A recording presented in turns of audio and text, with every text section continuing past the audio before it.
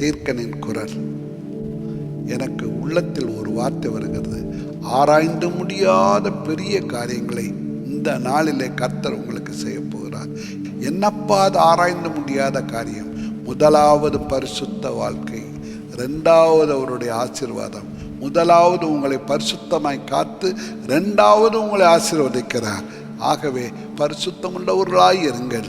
உங்கள் கண்கள், உங்களுடைய வாய் எல்லாவற்றும் பரிசுத்தமாய் இருங்கள். ஒரு சகோதரனை நான் சந்தித்தேன். அவர் சொன்னார், ஐயா, என் கண்களை நான் பரிசுத்தமாய் காத்துக்கொண்டேன், ஆனால் என்னுடைய நாவின் நிச்சயம் என்னால் அடக்க முடியவில்லை.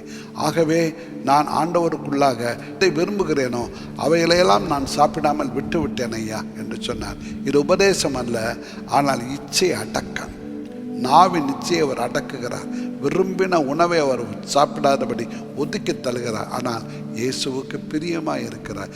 எந்த அளவிற்கு உங்களுடைய சரீரம் ஒடுங்குகிறதோ அந்த அளவுக்கு உங்களுடைய ஆவி எழும்பும். ஆகவே நீங்கள் ஜெபியுங்கள், வாசியுங்கள், வேதத்தை வாசியுங்கள். தேவன் உங்கள் ஆவியை எழும்ப பண்ணி உங்களை ஆசீர்வதிப்பார். நல்ல தகப்பனை, ஆராய்ந்து முடியாத பெரிய காரியங்களை நீ செய்ய போகிறீர். அதற்காக உமக்கு நன்றி. எண்ணி முடியாத அதிசயங்களை செய்ய போகிறீர். அதற்காக நன்றி. உனக்கு முன்பதாக இயேசு கடந்து போகிறார். அவருடைய பிரசன்னம் கடந்து போகிறது. ஆகவே பயப்படாது. இயேசுவின் நாமத்தில் வேண்டிக் கொள்ளுகிறோம் எங்கள் அருமை பிதாவே.